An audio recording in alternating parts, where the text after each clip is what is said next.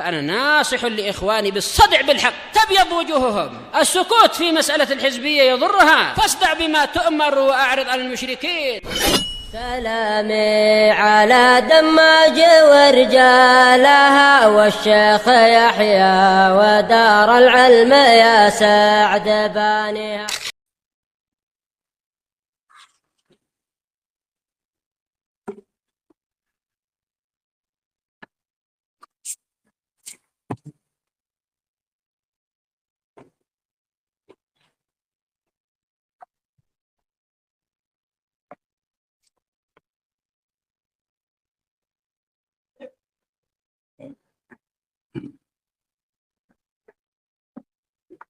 Bismillahirrahmanirrahim.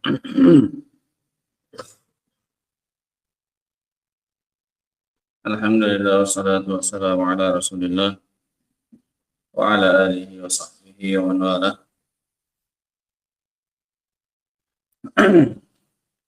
Kita masuk pada ayat yang ke-144 dari surat Al-An'am, di mana Allah Subhanahu wa taala berfirman, "Wa minal ibili itsnaini wa minal baqari itsnaini." Dan dari unta 2 dan dari sapi juga 2, yaitu jantan dan betina. Dan semuanya dihalalkan oleh Allah Subhanahu wa taala, baik unta jantan maupun unta betina, baik sapi jantan maupun sapi betina, sehingga lengkap pembagiannya menjadi 8, sama niyata azwaj, 8 jenis hewan ternak yang semuanya dihalalkan oleh Allah Subhanahu wa taala tanpa dibeda-bedakan. 2 dari domba, 2 dari kambing, 2 dari sapi, dan 2 dari unta. Semuanya genap 8. Qul az-zakaraini harrama 'amil unsayain. Katakan wahai Nabi kepada mereka, sama seperti dalam permasalahan domba dan kambing. Apakah Allah Subhanahu wa taala mengharamkan 2 yang jantan? Yang mana ini 2 yang jantan? Unta dan sapi. Amil unsayain, atau ada Allah mengharamkan 2 yang betina, unta betina dan sapi betina. Enggak mungkin dibedakan. Kalau yang satu jantan dihalalkan, maka yang jantan satunya pun dihalalkan, ya kan? Ini konsekuensinya. Enggak bisa diharamkan hanya yang betina saja, atau diharamkan yang jantan saja, karena kedua-duanya sama, tidak ada bedanya. Kalau yang jantan satunya dihalalkan, maka jantan yang lain juga dihalalkan. Atau pilihan yang kedua, kalau mau mengharamkan satu yang betina, maka betina yang lainnya pun juga harus diharamkan, karena tidak adanya perbedaan antara keduanya. Kalau mau dibedakan, yang jantan halal, yang betina haram, atau sebaliknya. Ya kalian pilih. Konsekuensinya kalian halalkan yang jantan-jantan, atau kalian haramkan yang betina-betina. Pilih. Nah, sehingga kata Allah, apakah yang jantan-jantan saja yang Allah haramkan, atau yang betinanya? Amma istamalat alaihi arhamudun sayain. Atau yang diharamkan adalah semua yang dikandung oleh betina keduanya. Betina keduanya, betina unta dan betina sapi. Atau yang di dalam rahim, semuanya diharamkan. Karena sama statusnya, sama-sama apa ini?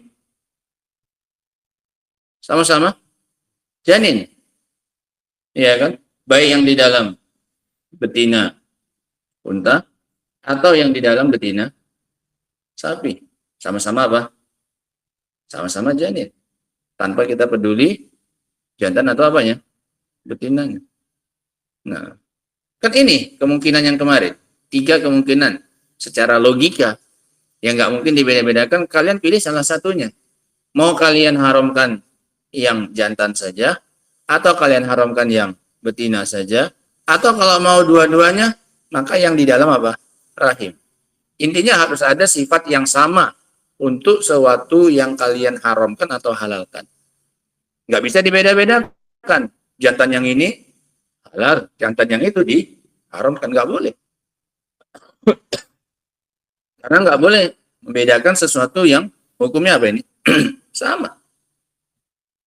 Nah, atau menyamakan yang apa ini? Berbeda, nggak bisa. Ketika tiga-tiganya tidak ada yang mereka jadikan hukum, menunjukkan bahwasanya hukum mereka yang mengharamkan sebagian dan menghalalkan sebagian yang lain padahal sama, maka ini adalah tahakkumun. Ini adalah pengikutan terhadap hawa nafsu. Yang sama sekali tidak bisa masuk akal pembagian mereka itu. Am kuntum syuhada id wasaqumullahu bihadza. Bantahan lagi sama Allah Subhanahu wa taala. Apakah kalian dulu menyaksikan? Apakah kalian pernah jadi saksi bahwasanya Allah Subhanahu wa taala telah memerintahkan kalian dengan hal itu? Yang ini haramkan, yang itu halalkan, padahal sama. Apakah kalian pernah jadi saksi bahwasanya Allah pernah memerintahkan kalian dengan hal seperti itu? Yang kalian haramkan itu, yang kalian haramkan, yang kalian halalkan itu. Jawabannya jelas apa ini? Nggak pernah. Orang mereka murni hanya mengikuti hawa nafsu mereka. Nah, faman adzlamu mimman iftara 'ala Allahi kadziba. Ini bantahan Allah. Maka tidak ada orang yang lebih zalim daripada orang yang mengada-adakan kedustaan atas nama Allah Subhanahu wa taala. Karena mereka menyandarkan hukum mereka itu kepada siapa? Allah Subhanahu wa taala. Mereka bilang ini hukumnya Allah Subhanahu wa taala. Bahwasanya yang di dalam perutnya betina ini haram untuk perempuan. Halal untuk laki-laki. Tapi kalau nanti lahirnya mayit, maka boleh untuk siapa? Perempuan juga. Ini hukumnya Allah, kata mereka. Makanya Allah bantah. Tidak ada orang yang lebih zalim daripada orang yang menyandarkan kepada Allah Subhanahu wa taala sebuah kedustaan. Ini dusta atas nama Allah mereka. Liyudillan nasa an bighairi ilm. Tujuannya adalah agar mereka menyesatkan manusia tanpa ilmu. Innallaha la yahdil qaumadz zalimin, dan Allah tidak akan memberikan petunjuk kepada orang-orang yang zalim. Qala Syekh Abdul Rahman As-Sa'di rahimahullah, "Tsumma dzakara fil ibli wal baqar mithla dzalik." Kemudian Allah Subhanahu wa taala menyebutkan terkait dengan unta dan sapi hal yang sama. Sama seperti kasusnya domba dan kambing. Falamma bayyana butlana qaulihim wa fasadahu, dan setelah Allah Subhanahu wa taala menjelaskan kebatilan dan kerusakan ucapan mereka ini, qala lahum qaulan la hilata lahum fil khuruji, maka Allah mengatakan kepada mereka sebuah ucapan yang tidak mungkin ada celah bagi mereka fil khuruji, untuk bisa keluar minta bi'atihi, dari konsekuensinya, illa fitibai syar'illah. Kalau mereka mau lepas dari konsekuensi ucapan batil mereka ini, cuma satu, yaitu mengikuti syariat Allah. Tinggalkan pendapat mereka itu. Allah akan mengucapkan suatu kalimat yang tidak akan ada jalan keluar bagi mereka kecuali kembali kepada syariat Allah Subhanahu wa taala. Apa kata Allah setelahnya? Am kuntum syuhada idh wassakum.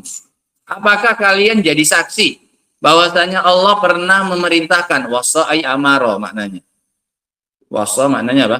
Amaro. Apakah kalian pernah jadi saksi bahwasanya Allah pernah memerintahkan kalian dengan hal tersebut? Yang ini haramkan, yang ini halalkan, yang ini haramkan, yang ini halalkan, seperti yang kalian yakini itu. Ini kan suatu perkataan yang membuat mereka nggak bisa lepas dari sini. Jelas mereka nggak pernah menyaksikan. Untuk bisa lepas dari tuntutan ini, mau nggak mau harus kembali kepada syariat. Apa yang Allah halalkan, halalkan. Yang tidak diharamkan oleh Allah, jangan haramkan. Itu cuma jalan keluar untuk mereka. Setelah dikatakan ucapan ini kepada mereka. Kalian pernah jadi saksi apa?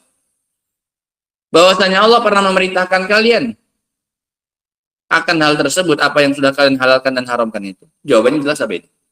Nggak ada. Mereka baru bisa lepas dari tuntutan ini kalau mereka kembali kepada syariatnya Allah Subhanahu wa taala. Ai lam yabqa alaikum illa da'wa ala sabili la sabila lakum ila sidqiha wa sihhatiha. Yaitu tidak tersisa untuk kalian kecuali hanya pengakuan saja berarti. Bukan dari Allah berarti hukum kalian buat itu. Yang kalian buat itu murni pengakuan dari diri kalian. Tidak ada jalan bagi kalian untuk membenarkannya. Karena semata-mata pengakuan. Wahia antakulu innallaha wasana bidzalik wa auha ilaina kama auha ila rusuli.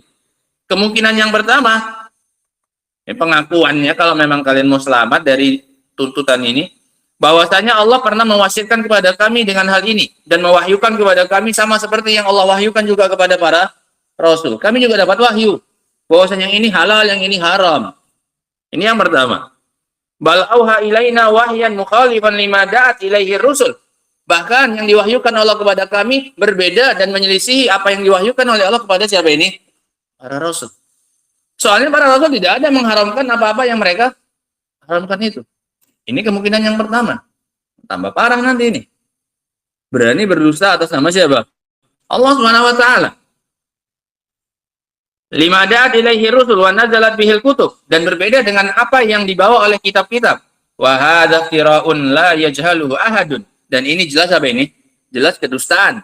Tidak ada orang yang nggak tahu ini kedustaan. Jelas. Apalagi kayak mereka orang-orang musyrikin, sejak kapan sejarahnya mereka dapat apa ini? Dapat wahyu. Rasul aja nggak pernah dalam sejarahnya datang kepada mereka. Para rasul dari dulu nggak datangnya kepada siapa? Bani Israil. Loh kok tiba-tiba kalian pulang, aku tiba-tiba dapat apa? Wahyu. Sejak kapan kalian dapat kitab? Nah, sedangkan yang dapat kitab aja nggak ada yang mengharamkan yang kalian haramkan. Masa kalian dapat sesuatu yang menyelisihi para rasul dan apa ini? Kitab. Sehingga secara historis nggak mungkin kalian itu untuk dibenarkan pengakuan kalian bahwasanya kalian dapat wahyu dari siapa? Allah. Apalagi isi wahyunya menyelisih apa yang dibawa oleh para rasul dan diturunkan kitab-kitab. Jelas makin nggak mungkin. Makanya kata beliau, la yajhaluhu ahadun. Tidak ada seorang pun yang nggak ngerti. Ini adalah sebuah apa? Kedustaan. Semua orang ngerti. Ini adalah kedustaan. Kalau kalian ngaku bahwasanya apa? Kalian dapat wahyu atas apa yang kalian haram-haramkan itu. Nah. Walihada qal, oleh karena itu Allah mengatakan, faman azlamu mimman iftara 'ala Allahi kadziban. Maka tidak ada orang yang lebih zalim daripada orang yang mengadakan kedustaan atas nama Allah, liyudillan nasa bighairi ilm, untuk menyesatkan manusia tanpa ilmu. Ai ma'akadzibihi wa iftira'ihi 'ala Allah, qasduhu bidzalika idlal ibadillahi an sabilillah. Sudah dusta atas nama Allah, tujuannya jelek lagi. Tujuannya adalah untuk menyesatkan hamba-hamba Allah dari jalannya Allah. Hambanya hamba Allah malah disesatkan dari jalannya siapa? Allah. Kan kurang aja. Sudah dusta atas nama Allah, digunakan pula kedustaan itu untuk menyesatkan, menjauhkan manusianya dari jalannya siapa? Allah. Sehingga double-double kesalahan mereka ini. Sudah dusta atas nama Allah, mereka bilang Allah haramkan ini. Nah, kemudian mereka gunakan kedustaan itu untuk menyesatkan hamba Allah dari jalannya siapa? Allah. Nah, bighairi bayyinatin minhu wala burhanin wala aql wala naqlin, tanpa adanya bukti, tanpa adanya akal, tanpa adanya penukilan sama sekali. Gak punya dalil sama sekali. Innallaha la yahdi al-qaumadz zalimin. Sesungguhnya Allah tidak akan memberikan petunjuk kepada orang-orang yang zalim. Alladzina la iradata lahum fi ghairi dzulmi wal jawr. Orang-orang yang gak punya keinginan selain kezaliman, wal iftira 'ala Allah, dan kedustaan atas nama Allah Subhanahu wa taala. Ini sampai kapan pun Allah nggak akan ngasih hidayah karena sudah terlalu lancang atas nama Allah Subhanahu wa taala, ya Allah. Faedah yang bisa kita ambil ya, Tuhan, dari ayat yang ke 144 ini,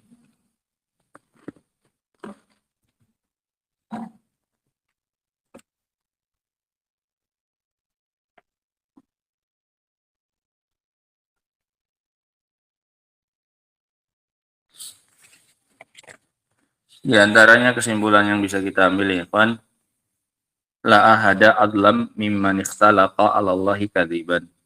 Tidak ada orang yang lebih zalim daripada yang mengadakan kedustaan atas nama Allah. Tidak ada orang yang lebih zalim daripada orang yang mengadakan kedustaan atas nama Allah. Ini orang paling zalim. Faman azlamu mimman iftara 'ala Allahi kadziban. Tidak ada orang yang lebih zalim daripada orang yang mengadakan kedustaan atas nama Allah Subhanahu wa taala. Oleh karena itu ya, kan para ulama itu takut kalau mereka itu dikasih pertanyaan dengan pertanyaan sebagai berikut. Ma hukmullah fi kadza wa kadza. Apa hukumnya Allah terkait masalah ini dan itu? Pertanyaan kayak gitu. Maka mereka tegur si penanya, jangan tanya kayak gitu. Jangan kasih pertanyaan apa hukumnya Allah. Tapi tanya ma ra'yukum gitu. Apa pendapat Anda wahai Syekh tentang masalah ini dan itu? Ini dalam rangka apa? Dalam rangka beradab agar tidak terjatuh ke dalam kedustaan atas nama Allah. Kalau nanti dijawab hukum Allah dalam masalah ini adalah begini-begini, apalagi permasalahan yang diperselisihkan, yang tidak ada dalil jelasnya. Sekarang kalau dalilnya jelas nggak masalah. Ya Syekh, bagaimana hukum Allah terhadap zina? Haram, jelas, enak, ada apanya? Udah semua sepakat kayak gitu. Wahai Syekh, apa hukumnya mencuri? Ini enak, hukum Allah mencuri adalah haram. Enak, berani kita. Paham ya? Tapi dalam perkara-perkara yang nggak seperti itu kejelasannya, kemudian ditanyakan apa hukumnya Allah, mereka takut. Makanya dikoreksi dulu oleh mereka pertanyaannya. Jangan bilang kayak gitu, jangan tanyanya apa hukum Allah, tapi bilang apa pendapat Anda. Sehingga saya akan menjawab pendapat saya dalam masalah ini adalah gini-gini. Jadi kalaupun saya salah, saya nggak bawa nama siapa? Allah. Bisa jadi hukum saya ini berbeda dengan hukum yang diinginkan oleh Allah Subhanahu wa taala. Setidaknya kalaupun keliru nggak bawa nama Allah Subhanahu wa taala. Paham ya? Nah, ini adab ya, Pak. Nggak masalah kayak gitu. Kalau kamu ditanya, kamu kurang yakin dengan jawabannya, kalau menurut saya, atas pengetahuan saya, jangan bawa Islam, jangan bawa apa ini? Hukum Allah Subhanahu wa taala. Bisa jadi nanti mencocoki, bisa jadi apa? Menyelisih malah dusta atas nama siapa? Allah Subhanahu wa taala. Sehingga ini faedah yang pertama, tidak ada yang lebih zalim daripada yang mengadakan kedustaan atas nama Allah Subhanahu wa taala. Faedah yang kedua, su'u qasdil ladzina yaftaruna 'ala Allahil kadzib. Jeleknya niatan orang-orang yang mengadakan kedustaan atas nama Allah. Jeleknya niatan orang-orang yang mengadakan kedustaan atas nama Allah. Apa dari tujuan mereka? Liyudillan nas bighairi ilmin. Mereka mau menyesatkan manusia tapi nggak pakai ilmu, nggak ada penukilannya, nggak secara akal, nggak pakai bukti, nggak pakai hujjah. Nah, jeleknya niatan orang-orang yang mengadakan kedustaan atas nama Allah Subhanahu wa taala. Dan ini banyak terjadi pada ahli bidah.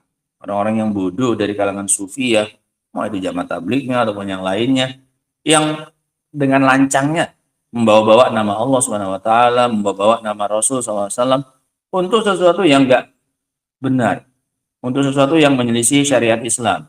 Mereka bilang ini hadisnya kayak gini, padahal hadisnya palsu, padahal hadisnya dhaif dan seterusnya. Ini termasuk berdusta atas nama siapa? Allah dan Rasulnya. Waliyadzubillah. Dan itu digunakan untuk menyesatkan siapa? Manusia tanpa ilmu, tanpa burhan, tanpa penukilan, tanpa dalil. Nah, Allah musta'an. Faedah yang berikutnya, jahlu haula'il muftarina 'ala Allahil kadzib. Kebodohan orang-orang yang mengadakan kedustaan atas nama Allah Subhanahu wa taala. Sehingga itu orang yang punya niatan jelek dan orang bodoh, bighairi ilmin. Bodohnya orang-orang yang mengadakan kedustaan atas nama Allah Subhanahu wa taala. Bighairi ilmin. Mereka lakukan itu, penyesatan mereka itu dengan tanpa ilmu. Faedah yang terakhir, hirman zalimin min hidayatillahi ta'ala wa taufiqih. Diharamkannya orang-orang yang zalim dari hidayah Allah dan taufiknya. Diharamkannya orang-orang yang zalim dari hidayah Allah dan taufiknya. Innallaha la yahdil qaumaz zalimin. diharamkan mereka untuk dapat hidayah dan taufik. Diharamkannya orang-orang zalim dari hidayah Allah dan taufiknya. Nah, ini ayat yang ke-144. Insya Allah ayat yang selanjutnya insya Allah kita baca pada pertemuan berikutnya insya Allah ta'ala. Nah, anak santri sekali lagi tolong bangunnya diperhatikan, jangan malas-malas. Nah, masa gitu banyak jam satu pun nggak ada yang bangun, satu pun nggak ada yang ini. Tolong diperhatikan lagi, dibantu tolong kawan-kawannya di sini. Nah, paling nggak jam azan pertama, jam 4:30 atau jam, nggak usah terlalu jauh pun nggak masalah. Terlalu jauh malah tidur lagi percuma. Nah, dibangkitkan dari tempat tidurnya itu, disirami nggak apa-apa ya. Allah Ta'ala alam bisa, supaya nggak terus menerus nanti, supaya nggak makin terbiasa dengan hal yang seperti itu, dianggap jadi hal yang biasa. Nah, apalagi ini tolong anak titip, sekali lagi anak titip sama kawan-kawan yang masih di sini tolong diperhatikan. Nah, anak santrinya mungkin Usama belum bisa hadir. Nah, kalau biasanya dia hadir hari Sabtu dan Ahad, nih anak nggak ada, yang lain nggak ada, tolong diperhatikan ya. Jam sholat 5 waktunya terutama.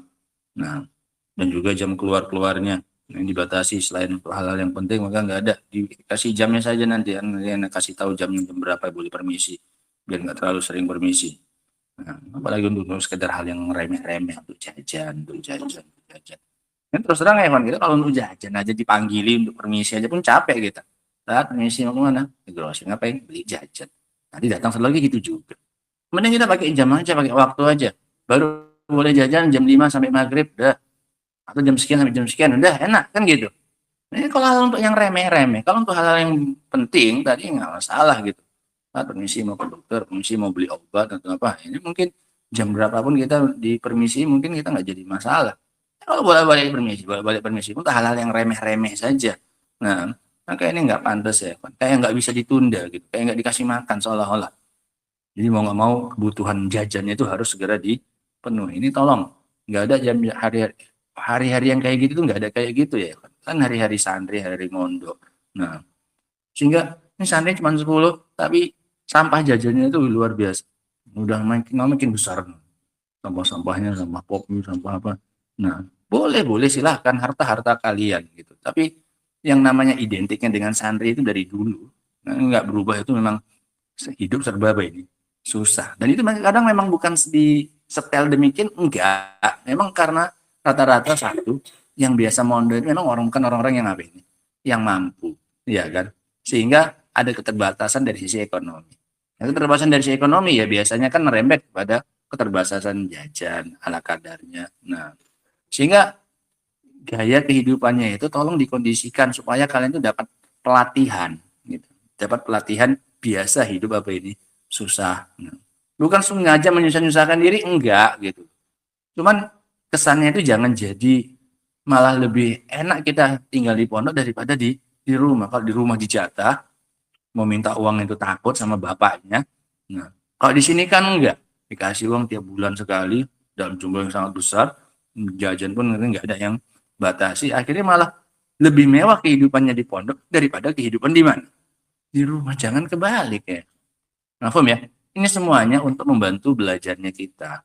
Nah, sangat sulit untuk bisa fokus dan bisa berhasil dalam belajar kalau kita dipenuhi dengan kemewahan, serba kecukupan. Itu sangat-sangat jarang ada yang berhasil. Sangat jarang. Ada, tapi skalanya sangat kecil.